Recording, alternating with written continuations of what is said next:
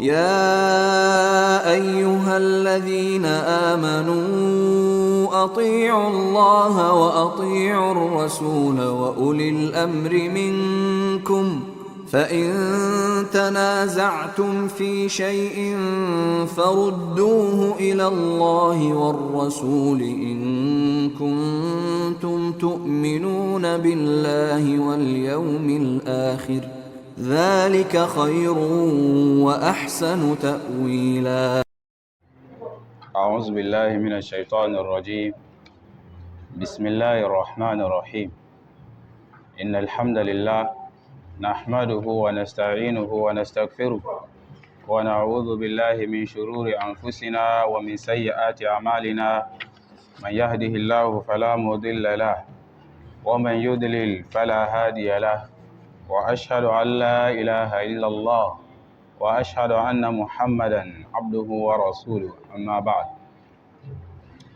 فإن أصدق الحديث كتاب الله وخير الهدي هدي محمد صلى الله عليه وسلم وشر الأمور محدثاتها فإن كل محدثة بدعة وكل بدعة ضلالة وكل ضلالة في النار.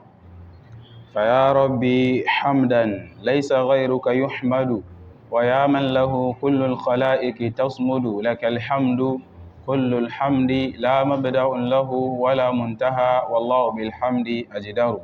وأصلي وأسلم على من بعثه الله بالحق نبينا وحبيبنا وقدوتنا محمد بن عبد الله عليه أفضل الصلاة وأتم التسليم.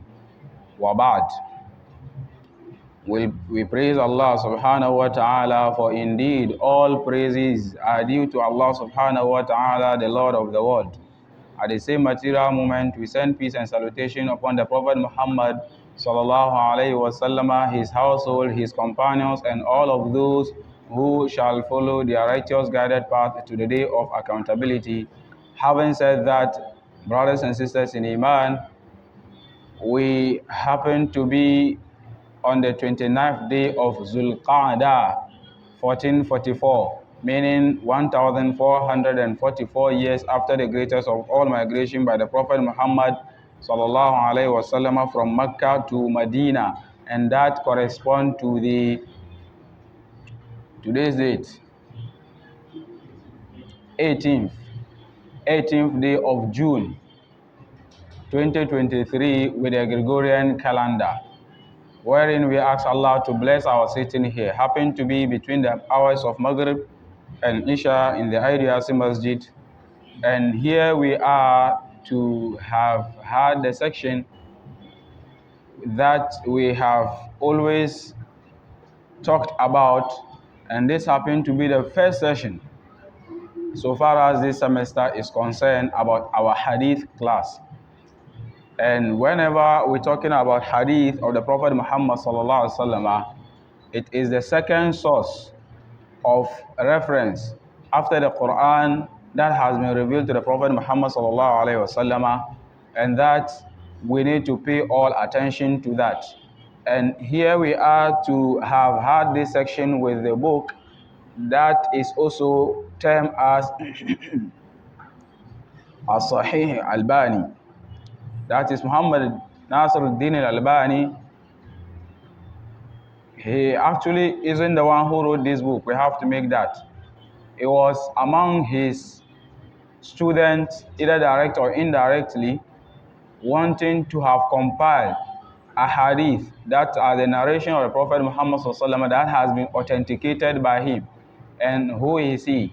We need to understand who Sheikh Muhammad Nasiruddin Al-Albani he is, and then the student who actually compiled this literature. But before that, there is the need for us to have outlined some major objectives and then aims for which people are there, dedicating their lifetime and everything to have aid this call, the da'wah. And briefly, wouldn't want to waste time due to the time constraint. As we can see, it's just between some 45 minutes most often, but then inshallah we try to see how best we could have addressed it. And that is something that I have actually through research and investigation that I have actually get them confined or captured in this leaflet that you have seen me actually holding. I have the first text in the Arabic, and then I translated the other one too in the English. So I have both here, and we want to go through them to see. It's actually an objective that is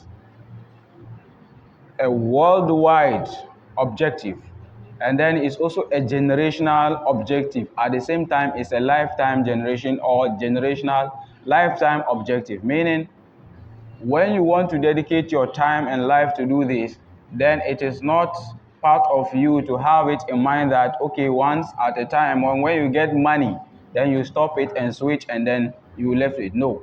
Once you are starting, it is a lifetime objective that you are taking for yourself. As Allah says that in the closing verses of Surah Al-Hijr, chapter 15 of the Quran, He's saying that وَعْبُدُ رَبَّكَ حَتَّى يَأْتِيَكَ الْيَقِينَ. You need to worship and serve your Lord subhanahu wa ta'ala till when the certainty would come. So the certainty here is death. So this is something that we are taking it upon ourselves to try to do it to the best of our ability. As the Prophet Muhammad sallallahu alaihi wasallam has spoken in the hadith, authenticated in the Sunan Abi Dawood, that وَيَحْمِلُ هَذَا الْعِلْمِ مِنْ كُلِّ خَلَفٍ عُدُولٌ, that this knowledge of the hadith, trying to authenticate and then evacuate all that which is not authenticated from that which is authentic, is for every generation. There will be some justified individuals that Allah would select, very careful to do that. So that is why we have seen scholars globally, generationally, are doing that task. We ask Allah to bless their life and then bless their generation even after their lives. So it is important that we need to really take off this following, but then there is a need for us to also understand that we have to be patient, because we are speaking on the objective of this da'wah. So it might touch you one way or the other, but then there's the need for what? Patience and then perseverance, because no one is actually perfect. We ourselves reading it touch us, but then there's a need for us to what? Mention it clear cut. And that is what we call al-adala, trying to convey the amana ilmiya. We ask Allah to grant us success. So the book would be introduced when we started, but today we want to have introduced the da'wah, the call that we are on it, and that has warranted us to have used a lot of books that has been around just to also propagate to the best of our ability. And that is the only thing that we are here to do from now to whenever Allah will take our lives. And here we need to also understand that yes, sometimes you see us searching for money. If I say money, just like any other person would go to the farm, go to the market, try to get money. In fact, you can also see us in doing that. And then again, you can also see us doing badi, okay? That is whatever would actually get us halal money. You shouldn't be, regardless of whatever degree that you think we have. If that is where we can get the money we need to actually convey this dawah, then don't be actually amazed seeing us partaking in that aspect. And here again, we have to also take note. If you see us doing all of these that I have listed, wallahi subhanahu wa ta'ala, it is purposely to have conveyed this message. These degrees that we are seeking for, to do our master's, PhD, what in fact is to do this correctly, to be compatible to our generation. That's why I said it's a global generation lifetime project. So whatever you are seeing us doing is to make us do this da'wah on the best of all respect. So the first objective we say is that, so actually pardon me, I'll read it in the Arabic text and then I will try to also translate it in the English if time permits us, inshallah. So is that now we will look in that ara wal afkar, the ideologies behind this da'wah. There are ideology and what triggers us to be part of this. The first one is يجب الرجوع إلى كتاب الله وسنة نبيه صلى الله عليه وسلم وتربية المجتمع على ذلك مع مراعاة الحال المجتمع في الدعوة والظروف التي يمر بها. This is actually a da'wah that we want to call people onto the book of Allah subhanahu wa ta'ala. Yes, indeed, that is the book that Allah has revealed to this ummah, and then that will last for all generations to come. There is no revelation that is going to be revealed from Allah subhanahu wa ta'ala to any other person again. So therefore, the Quran is the first point of reference, and that is we must refer to the book of Allah subhanahu wa ta'ala, referring to the Quran, and then the Sunnah of the Prophet Muhammad sallallahu alaihi wasallam, and educating the society on this, taking in account the situation of the society in the call, which call? The call of da'wah. So we are calling towards the kitab, that is the Quran, and then the Sunnah of the Prophet Muhammad sallallahu alaihi wasallam. When we say the Sunnah of the Prophet Muhammad sallallahu alaihi wasallam, honestly, we are not talking about anything that you go and take from any book. Once it has been narrated, as to whether it is authentic or not, you just convey it in the masjid. No, this is actually haram on our part. We need to authenticate it and make sure that it has been said by the Prophet Muhammad sallallahu alaihi wasallam, or he has acted upon it, or he has affirmed it before it could be what? Spread. So anything that is being spread that is not the Sunnah of the Prophet Muhammad sallallahu alaihi wasallam, that is lies or falsehood, so far as we are aware of it, then there's no way we would allow the sitting to proceed without notifying the people who are there that this is not actually an authentic narration, therefore it must be discarded. And then, as doing that, we need to also look at the situation of the society and be able to adjust. Not to adjust the verses to suit the society, but then to adjust with our actions in order for make the Quran and the Sunnah, or to make the society to be compatible to the Quran and the Sunnah of the Prophet Muhammad sallallahu alaihi wasallam. And then the circumstances under which the society also goes through. So the society, for example, in Ghana here, there are different stuff that actually happen. So how are we using the Quran and then the Sunnah of the Prophet Muhammad sallallahu alaihi wasallam through education, educating people to make them be aware of what is really happening, and then they will be alert so that they wouldn't be what? Be at the other side of the whole scene. So we ask Allah to grant us success. So that is what we say, is that there is a need for us to call back people's attention.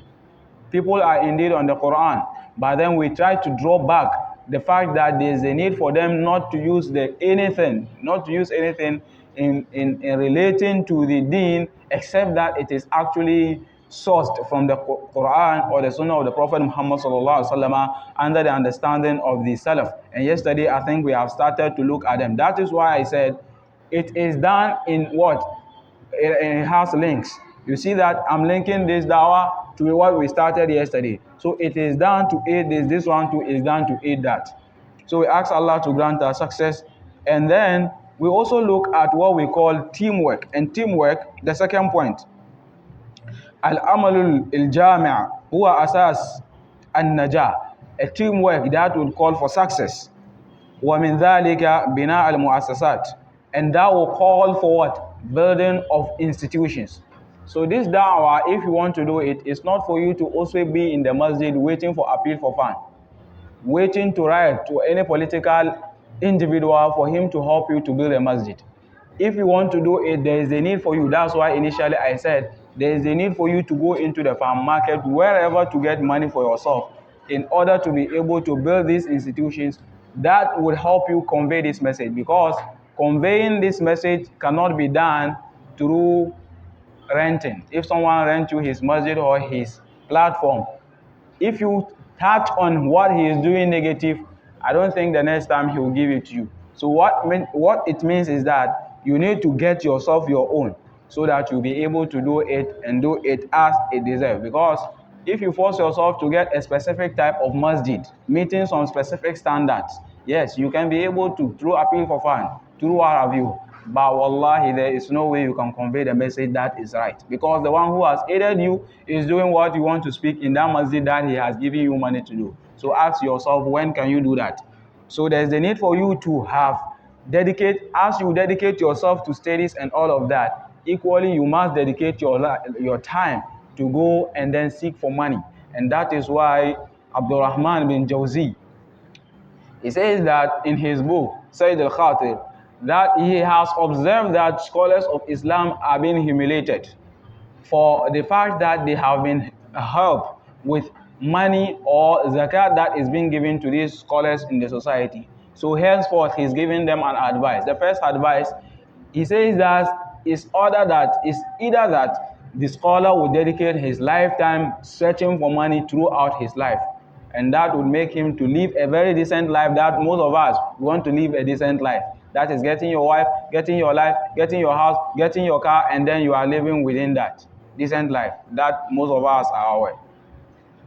And then you just concentrate on that as a scholar.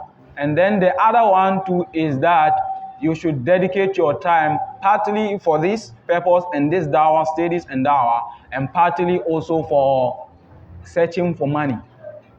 Not as and going to be called for Quran recitation where you are giving money. This is not the money we are talking about. That's why I said today we have to be patient. We will touch on things that we are engaged in, people are engaged that we know. So if we are speaking about something that we have seen you doing, wallahi, it is not for you to be humiliated, but it's to uproot what is the most authentic that we have believed in, and that is the most authentic. Wallahu alam on that. And here he says that partly for this, partly for seeking for money. And he says that each of them that you think will be what? Fine for you, you should go by that. But honestly, we have observed that when you go by the first one, there would be so much in terms of corruption that will be spread on the ground, on earth. And then no one is there for him to alert people on that. So there's the need for us to resort ourselves on the second one. That is to get money, or to make our time partly for this and partly for money. That is the gospel truth that we can also say on that. So wherever you see us also searching for money, in fact, there is the need for you to allow us, so far as it is not haram source. We ask Allah to grant us success. So briefly, we need to understand this. And here he says that mu'assasat, institution, wa ta'alimiyya, that is education, educational institute. Educational institute, wal ijtima'iyya, and then economically we have to upgrade people's mindset so that they wouldn't actually have their mindset only just let's go to pray 5 daily prayer, hajj, and no, only sawm, not only on that. As he is aware of what? Getting himself closer to Allah subhanahu wa ta'ala, he need to know that searching for material world is also what? Incumbent upon him. That's why Allah says that وَابْتَغِ فِي مَا آتَاكَ اللَّهُ الدَّارَ الْآخِرَةَ وَلَا تَنْسَ نَصِيبَكَ مِنَ الدُّنْيَا. That there is the need for you to what? Get yourself closer to Allah subhanahu wa ta'ala for what he has prepared for you. Honestly, do not also forget of your share on earth. So basically you can see that it is partially on here, partially on the other side. So we need to get ourselves on that. Training or educating people based on what? Economic perspective. They should be able to. And then he's saying that was siyasa, political. So political issues are actually Islamically. I have to differentiate between democracy and politics. There is a very thick line between what we call democracy and politics. Politics is Islamic. You can be in politics and you can be whoever. You can actually go and buy or aspire to be the president of the country. There is no harm in that. But democracy practices is what is haram in Islam. Democratic ruling is what is haram in Islam. One day, one time, inshallah, we would have a time to discuss the negativity that is actually embedded in what we call democracy. We ask Allah to show us that. And this is going to be based on what? Evidence-based view. The source of the democracy, where it's sourcing from, and how people have actually used it, and the harm that it is causing to them. We ask Allah to grant us access. So politics is something that is being practiced by Islam. So don't actually get yourself and seeing a brother also vying or aspiring to be a political figure and then speaking against him. So far as he's not actually engaged himself in something that is haram. So politics is Islam. So we are actually wanting to build institutions that people will be trained based on educational, based on what? Economical, and then based on what? Political. These are fundamentals that we cannot differentiate them from what? What we call Islam. And then the third one is muharabat al-fasad, fighting against corruption. There is the need for us to fight against corruption regardless of where or whoever is doing that. And like I said, we would speak against it even if it will take our life. And we are not also wanting to see the lifetime of the person changing to the right, but is to speak against it, to let the person be aware that what we are doing is wrong. But as to the person changing, we don't actually want to do it physically, because that is what Allah is telling the Prophet Muhammad sallallahu alaihi wasallam. فَإِمَّا نُرِيَنَّكَ بَعْضَ الَّذِي نَعِدُهُمْ أَوْ نَتَوَفَّيَنَّكَ فَإِلَيْنَا تُرْجَعُونَ. That is for you to convey the message, and then the changes of the affairs of the people, everything with your life and theirs is returning back to us. So we have to speak and say that democracy is haram. Campus illicit behavior is equally haram. Corruption and bribery is haram. Embezzlement and pilfering is equally haram. So we have to speak and then update people on that. Zina is haram. When we say zina, we mean by fornicating and adultery. These are all what? Corruption. When we say corruption, sometimes we think that the Ministry of Trade and Industry, embezzlement of funds from Ghana to any other country. No. Within yourself, there is corruption that is happening. What are you going to? That's why we say that whenever there is verse that is being read, just direct it to yourself first. When you digest it, then you what? Transpose it to the other parties, so that you can be able to really understand the concept correctly. So muharabatul fasad la budda an yakuna بتربية المجتمع على اختلاف ووجود جيلا يحمل الدعوة في جميع مجالات, that it is also to train people and fight against the corruption in order to be able to come out from, or to get a generation that is trained upon what? The da'wah. This da'wah that we're talking about. And that must tell you that it is not something that shabu shabu. You want to see the effect now. No, that's why I even said it is a generational, global, and lifetime. So it will take your lifetime to do it. It's better, not you expecting to see the result today, just like the Khawarij do. The Khawarij, like today, famously known as the Boko Haram, they are not Islamic representatives. There's a need for us to make note of that. There's a need for us to make note of that. The Boko Haram that you have been thinking wearing Islamic, yes, they are Muslims, but they are not representing Islam. That action that they are doing doesn't make them out of their Islam, but then they are not also representing Islamic what? Principles. So there's a need for us to make the difference between that. So if someone asks you, Boko Haram, are they Muslim? Yes, they are. Are they representing Islam? No. What they are doing, is it right? No, it's wrong. Why are they doing that? They are deviant Muslims. That is a period, or you have to be able to confront it with this regard. We ask Allah to make us have that courage to be able to do that.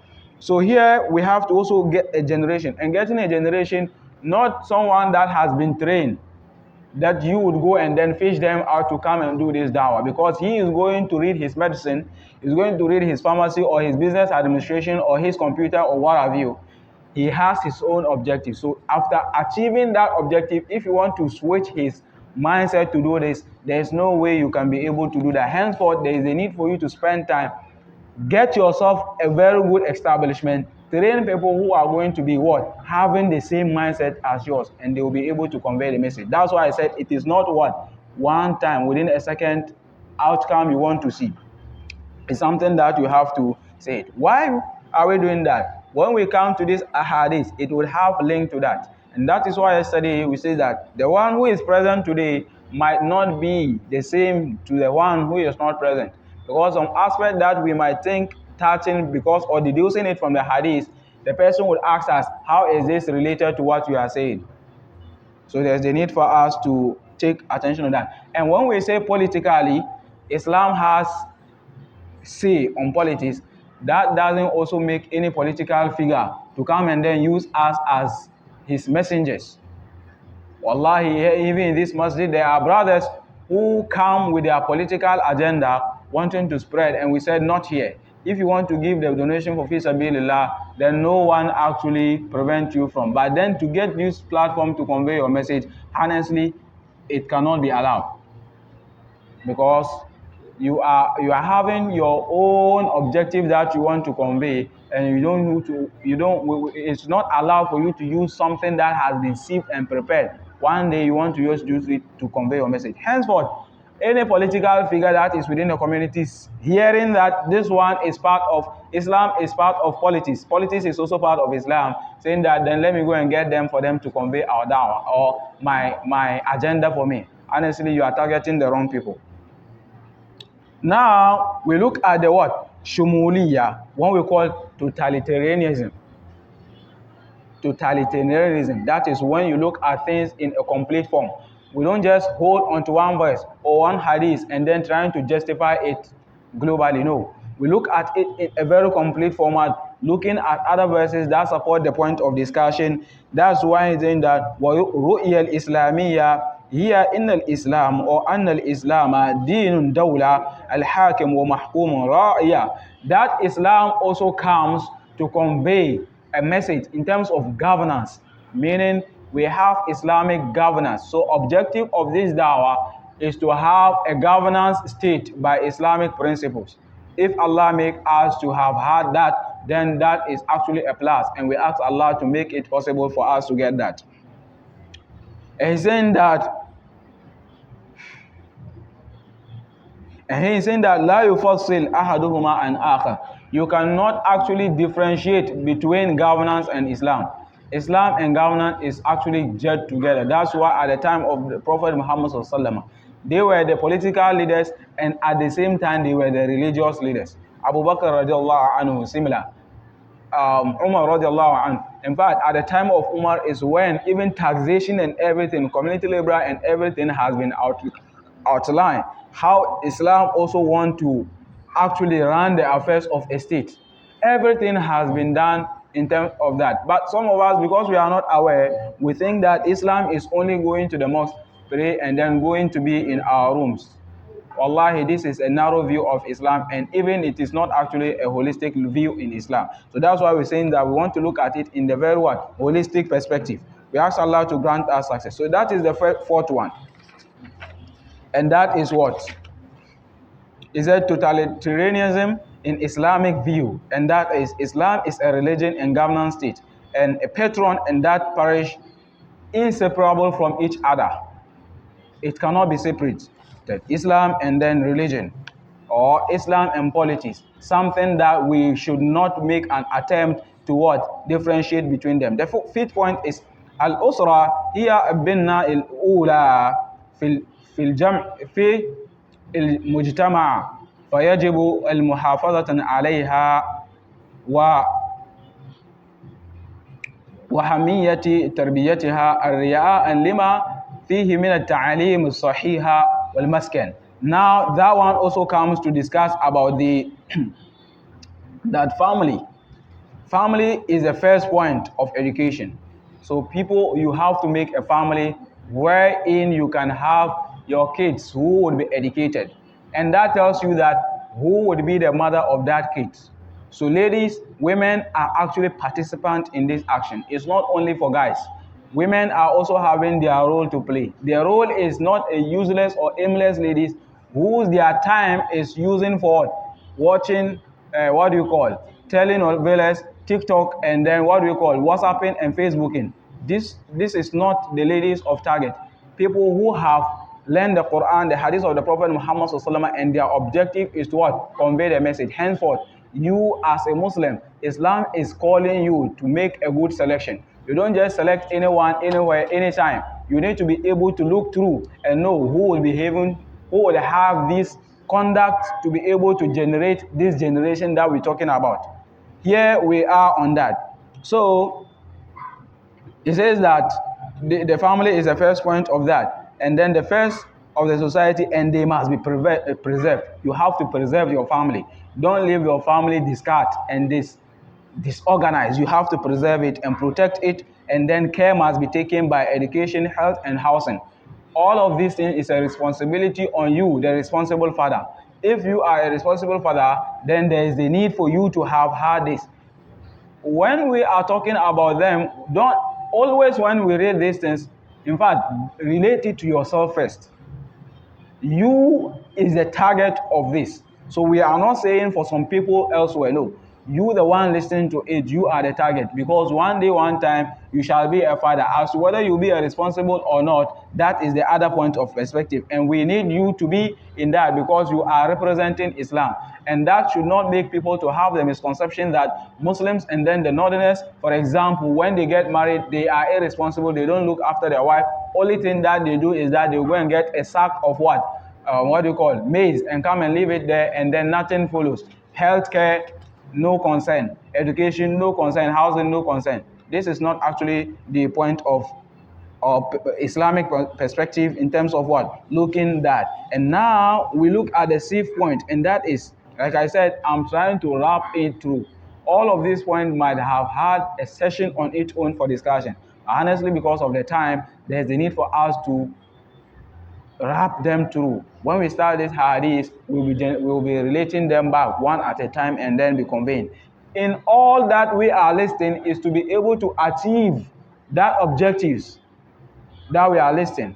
Getting these people on board, getting ourselves on board, going to learn, going to search for money, going to build on this stuff that we have mentioned in order to achieve these objectives that we are listing here. And like I said, it's not one day, one time. And then some of you would ask, so why is it that since then we have not seen anything? Yes, that is where Allah wished for it. Or when Allah wished that thing to happen, then it's going to happen live and colored. That is why the Prophet Muhammad has even encouraged his companions. Like we have them, lot of them, they have struggled in the cause of Allah subhanahu wa ta'ala, but then in fact even one taste of goodness in terms of what? Islam, they have not actually, meaning they have sown, they weren't able to what? Harvest. What do we mean by that? They have served Islam, they have done all that they could, but Allah has not made them to have had to see the victory of Islam. And some of them, even when they were killed in battle, Allah subhanahu wa ta'ala, to get the clothes to even cover them for burial, they didn't have it. They didn't. The Prophet Muhammad happened to be the master. He himself didn't get the clothes to cover these people to be able to be buried. He said that some portion of them to be covered, some of it to be covered by leaves, and then the person should be buried that way. And this is what we call Salaf. Salaf al-Ummah. These are the people that have dedicated their lifetime, their wealth, and everything to do that. And that is why the Prophet Muhammad he says that is Talha bin Ubaidullah. Talha bin Ubaidullah. The Prophet Muhammad says that on earth, if you want to see anyone who has completed his mission on earth, then it's Talha ibn Ubaidullah. That he is done with all the assignment that Allah has granted him to, or has given him to achieve on earth. He is done with his what? Work. Meaning he has achieved all that he's being assigned to. Talha bin Ubaidullah radiallahu anhu. And these are the people that the Prophet Muhammad recited the verse in Surah Al-Ahzab. مِنَ الْمُؤْمِنِينَ رِجَالٌ صَدَقُوا مَا آهَدُوا اللَّهَ عَلَيْهِ فَمِنْهُمْ مَنْ قَضَى نَحْبَهُ وَمِنْهُمْ مَنْ يَنْتَظِرُ وَمَا بَدَّلُوا تَبْدِيلًا. This is the verse that actually, if you read it, it will make you to have the courage and to do whatever regardless of the outcome, so far as you are wanting to what? Serve Allah subhanahu wa ta'ala. These are the people that have actually what? Convey the message regardless of what? The scene that people will tell them that they are this and that. No, is to achieve that which you have what? Put across. We ask Allah to grant us success. And then وَمِنْهُمْ مَنْ يَنْتَظِرُ. Among them are those who are waiting. Like Abdurrahman bin Auf. Like I said, this sitting must have had a very session that each of these points will be used for a period, for a lecture. But we can't. We just have to brush through like that and move, inshallah. So the sixth one, that is the safe one. Ash-Shabab, youth. Hum Amadul Ummah. The youth are the pillars of this religion. When I say youth, you yourself know you are a youth. So Allah is saying that, or the Prophet ﷺ is saying that you are the pillar of this religion. Meaning your contribution is needed, your effort is needed. And where is it needed? The Prophet Muhammad ﷺ, the hadith of Abu Darda says that, in fact, on that day, the day of Qiyamah, none of us would move an inch except that 4 fundamental questions are being posed. The first one, your youthful age before you get old. When you are youth now you have had your eyes clear, you can see. You have the effort, you have time. What are you using it for? Or you are waiting when you are supposed to use glasses and still you cannot see. That's where you want to be in the masjid and then trying to be like you are the servant of Allah. No. When you are youth, look, the Prophet Muhammad like Mu'adh bin Jabal, who were they? They are youth. Most of them are below 20 years. the Muslim representative, I mean the army leader to actually fight against this Iraq, the peninsula of these Jews. None of those army's leaders were beyond 25 years. None of them. 3 of them were selected. The first one was even less than 20 years. The Prophet Muhammad says that if he is killed, then the second person should come. If he is also killed, the third person would come. All of these 3, none of them was beyond a certain age of what? Growth. But they were the representative. And then they were aware, as the Prophet says that as they go, they are not going to return. Or if they are actually killed, they know that they are indeed going to be killed in the battlefield. And they prepared for that. What preparation are we doing towards this religion? What preparation? Are we here to seek for the certificate and then go and get our job and that is all for us?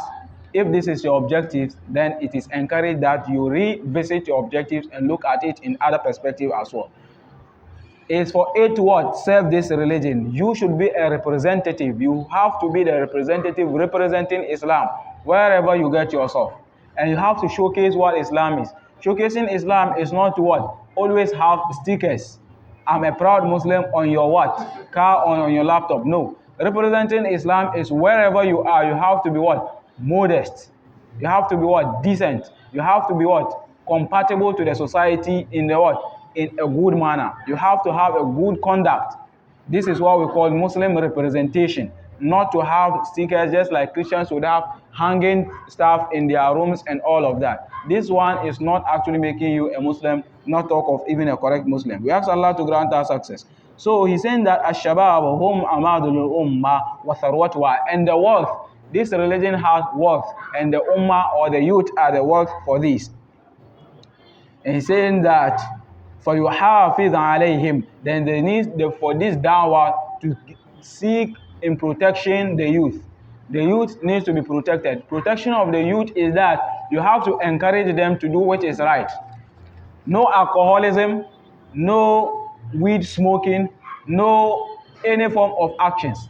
But here, go to Tech Junction when it is around 11:30 to 12, midnight. Tech Junction, before you just corner and enter KNUST, what do you call it? Before you just take entrance, the main entrance, I mean, go around 11 to 12 or even beyond that and see wonders. Don't wear your jalbab and go. If you go, they will disperse and run away. They will think someone is coming to preach to them. No, wear your short, your what have you, your shirt, and then if you have a cap, you can. That is where you can see you would understand what I'm talking about here. You will just go and get a place and also sit as if you are busy on your phone. And that is where you will see the reason why people have gotten themselves there. I'm sure you are aware of where I'm giving you, where it is. Even if it is not even that 11, just 10 o'clock, go and see what is happening. Tech Junction, the taxi rank. Before you enter KNUST, you see, good. Go there and then you see. Go there. You can be 2, you can be 3. You are going to just seek for information. That's why I said there is a need for you to be able to have a way of what? Seeking for information, not by hearsay. You yourself going to be part. One day, some number of couples of days, you just go and observe the scene. What is happening? A lady naked standing there, smoking weed, with alcohol in the other hand, with a rasta. I'm saying what I have seen. Also go and see, so that people will not think that you are speaking on something that they are not doing. And here we are not talking about only other, in fact, Muslims are included. What is your name? My name is Ibrahim. I'm called this and that and that. What makes you to be here? And he will tell you a lot of information. You also go as if you are busy on your phone, just like you came to buy something you didn't get, and just to get information red-handed. We ask Allah to grant us. So that's why I said you have to have time. If you don't have time, then there's a need for you to actually don't even get involved in the first place. But I'm encouraging that you need to get yourself part of this. So we are encouraging the securities on campus. KNUST security, Mr. Munkala, you are here. You have to go and then look at the the Muslims that are within that, and not even the Muslim, you being a representative, as a representative of our KNUST security member, you want to what? Disperse that sitting. Yes, you have the authority in your hand as a security. And that is what we are saying. Your contribution, this is related to him. You also have yours. Yours is to also what? Go and learn and get authentic information and then train the people on that. So you as a security, you can also mobilize the Christians or the Muslims among the security personnel. Tell them that there are actually people who are actually making a lot of what? Causing danger on the University campus, and you want to what? Evacuate them from there. They'll ask you, what do you think we can do? So there's the need for, you don't even necessarily have to wear your security shirt. You can have your ID card. Just go and sit secretly somewhere. You would understand and then take the scene, how it is happening. So you have evidence at hand. So wherever you go to make any presentation, you have clear-cut evidences. But if you wear your security shirt, as you go, they are moving away. Take police station. They are there. Sometimes you go and see them standing there with their car. Youth are actually in that weed or alcoholism. Do they actually get them dispersed over there as if they are not aware of what is happening? So if you have a Muslim police, those who are actually engaged in that, you are not representing Islam. You are not even representing the interest of this country, because the interest of this country is to get these people rid of what they are doing. And like I said, some of them have genuine reason. So you don't just go and generalize the attack. No. Look at them, depending on the person's issue, and then you judge towards his action. So like I said, we need to make a progress on that. We just have to make a progress. So that is youth protection. How do you protect the youth? Ladies as well. How do you protect them? Are they also going to give themselves for 10 cedis? 10 cedis is being given to them, and they are subjecting their entire body for the person over a night. I'm telling you about something that I've seen, witnessed, not someone coming to convey the message to me. We ask Allah to grant us access. Just go there. If you are unable to go there, those who are also in the communities too, go to the Manshia Palace. When you are descending towards Ababu Station, okay, there is somewhere we call Tinka. It is a youth, okay, 25, 30, in fact, 15 years guys. They are smoking in the afternoon, like you can see smoke coming up as if it is burning. No, if even tomorrow, I'm talking about tomorrow, go there and then you will see it. When you are from the Manshia Palace, going towards the Alaba side, you know there is this, is it Carl Bank or Barclays Bank? One of these banks. No Barclays, because Barclays have been turned to Absa, but one of the banks. That route, I mean that link from Manshia to just that link, when you start to just descend down on your left, enter there, and you see wonders. So there's the need for us to get these people, because some of them have gotten themselves there. It could be as a result of myself and you. Why? Because there is no education. There is no anything that we are doing to get these people on board. Some of them are believers. Some of them are praying. Some of them are actually Muslims. Some of them, all that you think of, they are doing. Just that Allah has tested them doing these things. Where are you? If you are not even getting that, another station that I'm going to give you, when you are actually going to Asaf Market, I hope you understand. This advantage point that you can see these people. We are talking about youth protection because among them are Muslims. Under the crossover or under the, what do we call, overhead, go and then see what is happening overnight. In the night. Some of them even daybreak in the afternoon. You are moving with your phone, you'll be triggered, and then they will just take your phone. Hot afternoon, I'm not talking about even in the night. For in the night, you don't even talk about that. They will take your phone, they will take your laptop, whatever you are holding, they will take. They will ask you, do you have anything to say? No. Then you move. If you have something to, if you want to stand and then argue, they would mess up your life and still go empty. So this, and among them are Muslims.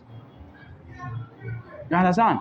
That's why I'm talking about youth here. Youth, what are, because of maybe some of them from beginning they've not had this opportunity that you have had to be in K University, to have been taught.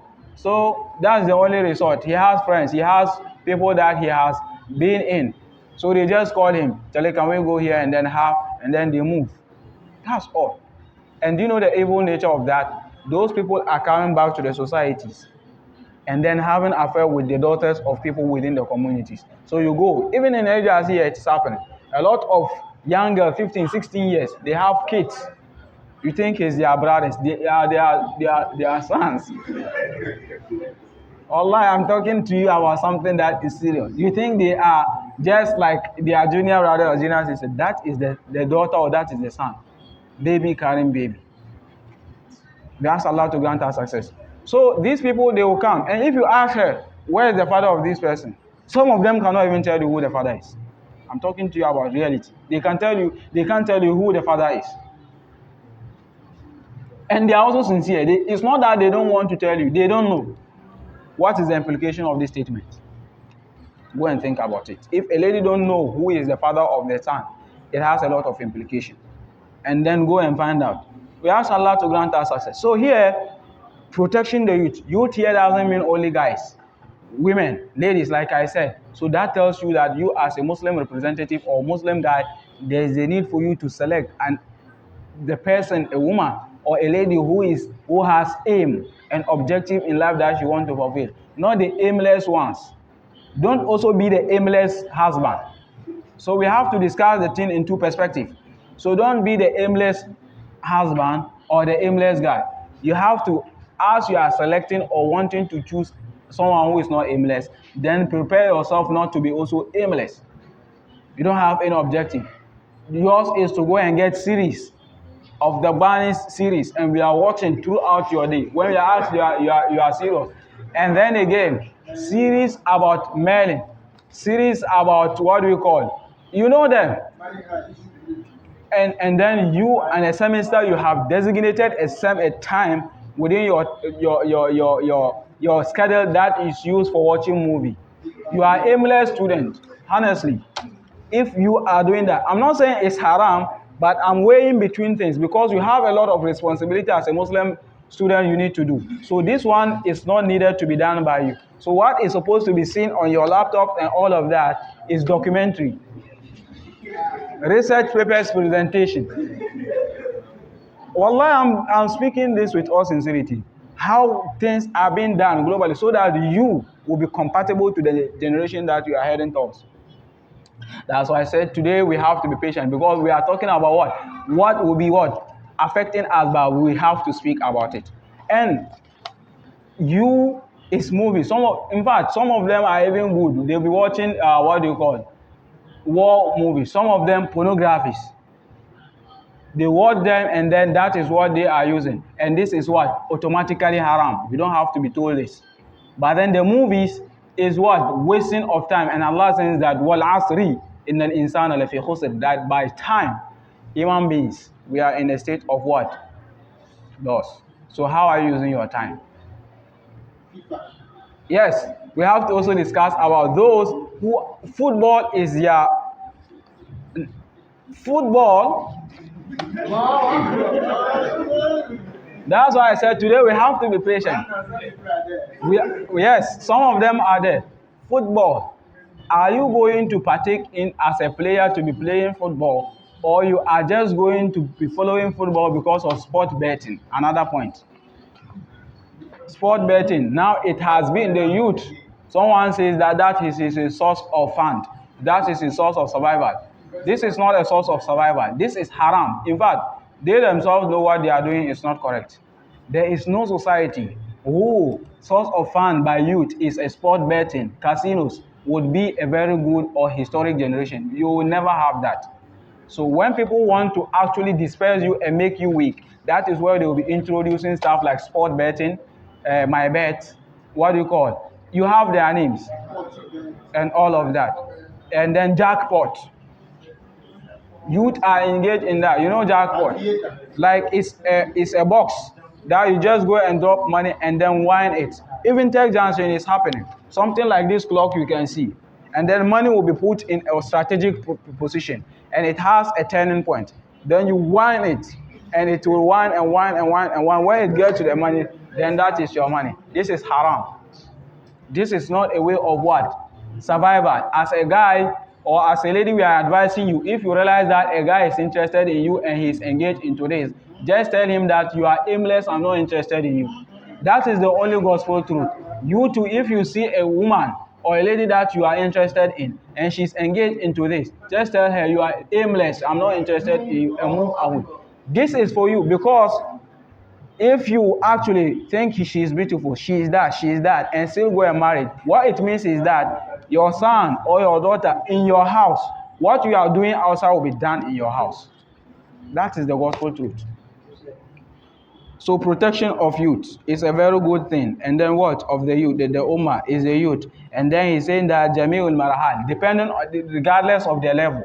So before you can get a good youth, they must be what? Generated from a good source. So the kids within your community, you are going back to Accra, you are going back to Cape Coast, you are going back to Tamale. The society where you are, don't you have kids within the society? What prevents you from also putting them and teaching them what is supposed to be done? Enlighten their memory. Some of them think that they are actually cut off from the system. They don't have any other alternative. Their parents, everything is miserable. You, it is your duty to go and then call. Allah says in Surah Tawbah that it is compulsory upon every nation or community that a specific number of people will leave, go and seek knowledge, so they would go back to the people and they want them. Now you are here as a youth. What is your contribution? What do you have to also go and offer in your community? I'm talking about the guys as well as the ladies. What do you think you can also go and offer? What? Yes, you can go, and a lot of the guys are into what? When they sit at the base, ladies are passing. Unnecessary and illicit comment is the only thing you'll be hearing over there. And be looking at her and be saying, for this one, I have done that, I have done that. And she's moving, and he's also proudly saying that. And this is what it tells you, that heart is becoming hard, slow but sure. The ladies as well. They also have, we have 5 minutes. Inshallah, we'll try to see if we could end it. And the ladies as well. What are you also putting across? You go to your society, a lot of them, 15, 16 years, they are actually pregnant and they are giving birth anyhow. What are you going to also do? Don't go and then call them as a malama with your hijab in the first day. Go. Just the normal dress that you can wear so that you can be compatible to the sitting. You understand? You as a guy too. Not your heart and then your Quran. You just go. They will disperse and leave. Just go with the idea as if you are also going to partake in the discussion. You have the discussion and understand the concept. So from that discussion you have had, now you are advising them to do which is right and all of that. We ask Allah to grant us success. So the youth is a very good, important. And then al-mar'a, women. Now we are talking about youth. Now we are coming specifically on women. Here nisful mujtama. She is the woman, the lady. She is the half of the community. وَتَلِدِ النِّصْفِ الْآخَرِ, and she gives birth to the other half. So women, like I said, in this da'wah, you are needed. But what type of women? I have listed them. Those who have objectives, those who have aims that they want to achieve, not those who series of Korean movie is what they also want to watch. Telenovelas, they have loaded them on their PC and that is what they are watching throughout the night. These are aimless guys and they don't have to be followed. And again, those who also listen to music, Hausa movies and Hausa music, and then they are dancing and all of that. These people are not actually, they don't have aim. So these are the people that you don't have to even target in the first place. We ask Allah to grant us success. And he says that وَرِعَايَتِهَا. So for you to be able to get these women, those who have aim, is for you to have contact with them. Here again, we have to think about this. You don't think you are the ustaz, you are distancing yourself from them, and you think they are actually fornicators and adulterers. No. Do you think Allah would descend a verse to them to rectify them, or are you waiting for an angel to be sent to them? What is your purpose? What is your contribution? You have them, plenty of them moving around. Get in contact with them, ask them, be with them, try to advise them. That is what you are supposed to do. But if you think these people, they are all bumps, that is the term we use. They are all bombs. So let me just move away from them and wait. We will see when an angel will be descended to really rectify them. There is no way an angel will be descended to them. What is your purpose? That's what I'm saying. If I say you, I mean you, the one listening, not anyone. Don't generate it. No, you. Within your community, if you don't have some within your community, in your masjid, you have some. If you don't have in your house, you have some. Go and then get yourself in contact with them. Regardless of where they have gotten into that behavior, try and then see to talk to them. Like I said, the objective is not to see her changed. The objective is to make her be aware of what she's doing is wrong. With time, with prayer, and pray for them and pray for yourself, Allah will rectify it slow but sure. And don't say you have to see the outcome and you want to use force to change it. If persuasion fails, force must be applied. Force must not be applied here. Now, so he says that وَصِيَانَتِهَا, preserving the women. He's saying that وَمُشَارَكَةٍ كُلَّهَا فِي نَصْرَةِ الْأُسْرَةِ, that there is the need for us to also partake them in decision. Don't think ladies don't have anything to contribute. No, they have a serious contribution in the religion. We have to end this. We just have some few, inshallah. We have to engage them. You have to put them into what? Consultation. And you hear a lot of things that they have.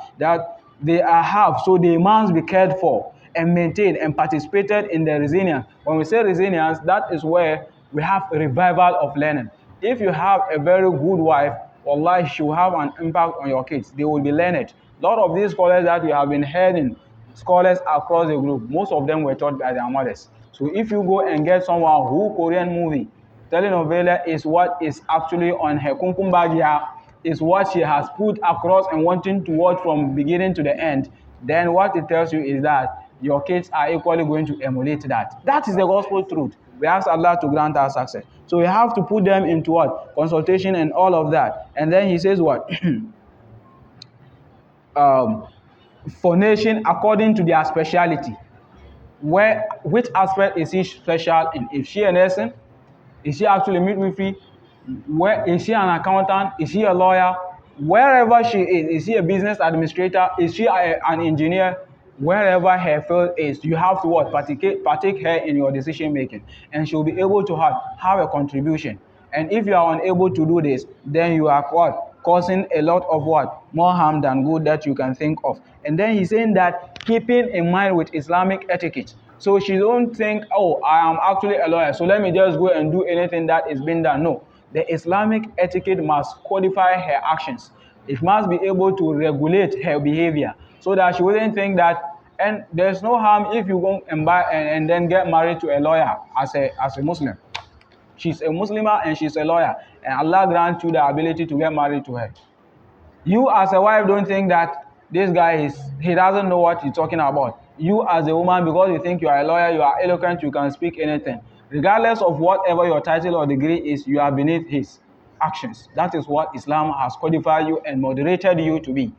And that doesn't mean that we should also oppress them. Oppressing ladies is a great of all oppression. That's why the Prophet Muhammad Sallallahu hadith is saying that all of us are caretakers and everybody will be accounted for his things that he has been given to take care. That's why Allah even said in Surah Al-A'raf, وَلَنَسْأَلَنَّ الَّذِينَ أُرْسِلَ إِلَيْهِمْ وَلَنَسْأَلَنَّ الْمُرْسَلِينَ, that we shall question those who were sent, and likewise we will question those who were sent to. The messenger shall be asked, and we shall also be asked. And then prepare the answer for this answer if you are. Work on unify a nation, bringing together in the book, that is calling people towards the sunnah of the Prophet Muhammad sallallahu alaihi wasallam. And then in doing that, we call what? Tankiyatu. Tankiyatu as-sunnah min al-riwayat al-da'ifa. Trying to sieve the sunnah of the Prophet Muhammad sallallahu alaihi wasallam from inauthentic narrations. And that is why we are here for. Whatever is being said and associated to the Prophet sallallahu alaihi wasallam, and he has not said it, there's a need for us to outline and make sure that it is known that it is not authentic, and there's a need for it to be discarded. Now, we ask Allah to make it possible for us to put it into practice. And then that is why the Prophet Muhammad sallallahu alaihi wasallam tahdhir muslimina anil bid'ah al-munkara, and then again warning Muslims against what? Bid'ah, innovation into the religion. The hadith of Aisha radiallahu anha and that of Abu Huraira radiallahu anhu says that Man ahdatha fi amrina hadha ma laysa minhu fahuwa rad. Anyone who comes with something that is not taught by the Prophet Muhammad sallallahu or Quran, on that day you will see it and it will be thrown against you, meaning it's not going to be beneficial for you. And there's a need for us to take note of that. والأفكار الدخيلة الباطلة, and then negative ideologies that is also common, like LGBT. We would speak against it even if it will take our lives. There is a need for us to sit on platform. If you are a Muslim representative, you are a Muslim political figure, you have to have a session, go to the radio television station, get an airtime, and then the topic is what? The negativities of what? LGBT. That is the topic. Anyone who sees it know that today we are going to what? Hunt what we call LGBT. So you as a political Muslim representative, you have to speak against that. And keeping quiet on an evil thing means you are part of it. That's why Allah subhanahu wa ta'ala is saying that وَتَعَاوَنُوا عَلَى الْبِرِّ وَالتَّقْوَى وَلَا تَعَاوَنُوا عَلَى الْإِثْمِ وَالْعُدْوَانِ. You should encourage each other to do that which is right, and do not what? Conceal each other to do which is evil. And that is the need for us to be. And then we have to work in unify. Unify here means we need to call for unity. But honestly, not a unity when some people are actually calling towards bid'ah, innovation into the religion, and others also shirk, associating partner of Allah, and we say we want to be unified on this. No, there is no way we can call for unity on this. Allah says, subhanahu wa ta'ala, He's saying that al-akhillau yawma idhin ba'duhum li ba'din aduwwun illa al-muttaqin. That on that day, those people who are alliance to each other will be enemies to the other, if only they are not doing that based on a religion. So, if you have your unity based on how are you going to abscond public fund, your unity is how to embezzle a fund, on that day you will be enemies of one another. That is the message in Islam. And anything that is actually afkar al-dakhila, negative ideology that is coming and entering into the religion, that's the need for us to, like the Shia movement, there is the need for us to what? Speak and rebel it. Aqidatul Wahdatul Wujud. There is a need for us to speak against it. That's why on Saturdays, yesterday, we have started to look at the farq bayna Aqidatu Ahl Sunnah wal Jama'ah wa Aqidatu Ahlul Bid'ah wal Ahwa. Is to let people to be aware.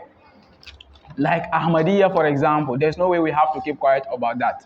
And what we are saying is that those who have knowledge and practicing it, they are those are the target, but not those who are actually ignorant and then moving anyway, anyhow. So this is the point of the discussion. However, in trying to be unified among ourselves, there might be disagreement. That's why Allah is saying that وَلَوْ شَاءَ رَبُّكَ لَجَعَلَ النَّاسَ أُمَّةً وَاحِدًا وَلَا يَزَالُونَ الْمُخْتَلِفِينَ وَلِذَلِكَ خَلَقَهُمْ.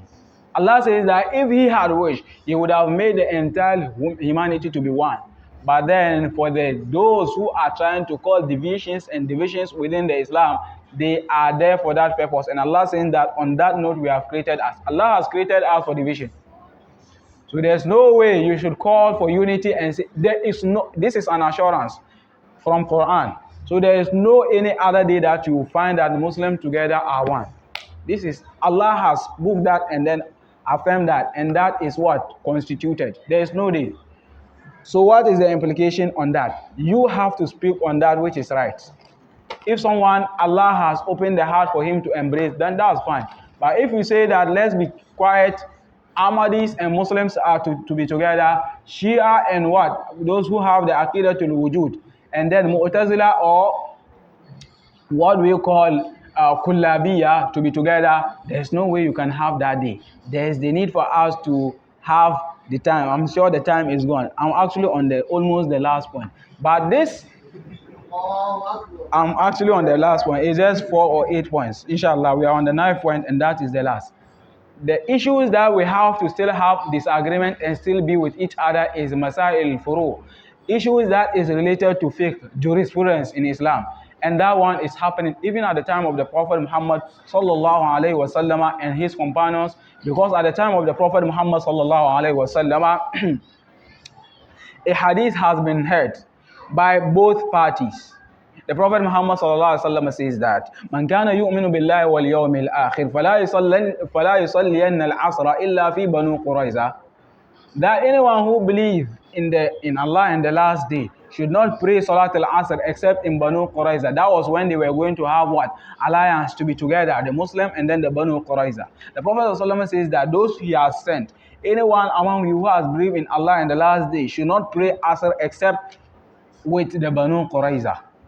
What is the implication? They heard it. It wasn't narrated by anyone. They themselves heard with their ears. When they were on the route going, and it was time for Asr, they became two. Some of them said that no, the Prophet Muhammad was saying that no, the Asr must be said at Banu Qurayza. So there's no way we should pray the Salat al-Asr on the way. We have to get there. Some of them said no. Salat al-Asr, Allah says that in Surah Al-Nisa, Inna Salata kana ala al-mu'minina kitaban mawquta. It has a prescribed time and it must be prayed. Some of them pray and some of them didn't pray except in Banu Qurayza. Which of them is wrong? Both of them, when they came and narrated the Prophet Muhammad, the Prophet never condemned any of them because the understanding is different. And any of them, their interpretation is correct. The Salat must be said when it is needed, when it is time. The others too has understood it that no, the Prophet says that we should move so much fast that we should get our Salat al-Asr in Banu Qurayza. So you can see, at the time of the Prophet they were having differences. In the time of Abu Bakr, it continues. At the time of Umar, Osman, Ali, till now, is continuing. So by then, the need is that when you are even differentiating from others, you should have an evidence. That's why whenever we are talking about, we try to justify what we are saying based on what? Evidence. So don't just come in to say, don't you believe in me as we start? Don't you believe in me as... No, we don't believe in you. Bring evidence. And that is the only... No, when we are able to do this, that is where we can be able to keep some people mute. He's saying that this is supposed to be done in Islam. So you ask him, yes, I'm not refuting that, but where can I find it? So if he don't know where to actually refer you to, then you know that this is from his packet and he has to take it back to his packet. We ask Allah to grant us success. So basically we need to understand that foreign relations and government must be in the interest of the nation and must be with mutual religious interest. And that is the last point. So here, even on international base or in the national base, as a Muslim representative, some of us want getting to 10 years, 15 years to come. You will be amazed of where you will be getting yourself to.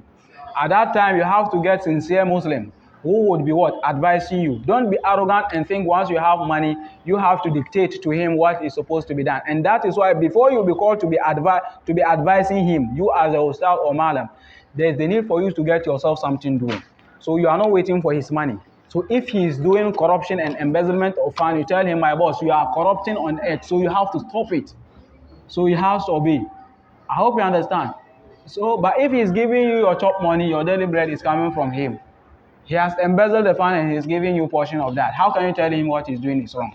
We ask Allah to grant us success. Why are we doing all of this? We are doing that on the basis of Allah's implementation of the verse that we want to convey message in terms of amana and then putting into practice the verse of Allah subhanahu wa ta'ala that he said in Surah Al-Ma'idah, وَتَعَاوَنُوا عَلَى الْبِرِّ وَالتَّقْوَى وَلَا تَعَاوَنُوا عَلَى الْإِثْمِ وَالْعُدْوَانِ. We are to encourage each other to do which is right, and that which is wrong, we have to protect and then preserve each other against doing that. And that is the reason why we are doing this. So inshallah, next week, we will start to introduce this hadith book and we will be relating to this season, inshallah, for every point. We ask Allah to grant us success. That which we have said in terms of correctness, we ask Allah to overlook, to record that on our scale of goodness. That which we have said in terms of error and then slip of tongue, we ask Allah to overlook that. Wa sallallahu alaihi wa sallam, subhanakallahumma wa bihamdik, ash'adu an la ilaha illa anta, astaghfiruka wa atubu ilayk.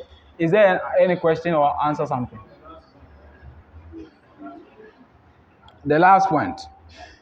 The last point is point 9. That is what? Foreign relationship must be governed by the interests of the nation. What do we mean by that? That's why I said all of these things must have had a session on their own. Like if the Ghana government is going to have any foreign relationship, for example, the American, they don't have to do something against the interests of the nation. But before that, let me give you this link and go and then look at that. We have a link called thinktwice.com. Thinktwice.com. It is a global vaccine institute. And then all of these vaccines that comes around as to whether it is legitimate and all of that, go and then look at them. The Ghana government, the African government, the type of contract they take from the US, from the other for their interests. And then vaccines are being intruded in the African part of the world. Go and look at this link. I said what? Thinktwice.com. www.thinktwice.com is a global institute of what? Vaccine and all of that. Just go and then look at it. You will see a lot of the fact and myth about vaccines that is being used globally. So if a government is going to have any foreign relationship, it must be based on the interest of the people. Don't come in to affect them. And a lot of go and then see from that website, you will see the number of kids that have died or has been endangered as a result of vaccines that government have actually implemented on their countries and all of that. So as a foreign relationship, as a government, you are going into the relationship, there is a need for you to stand for your people and don't for your self-interest and all of that. So that's why I'm saying this is a global international da'wah. Anyone who is here or anyone who is actually in political faith will realize that this is touching him. We ask Allah to make us from among those who would put into practice that we have heard.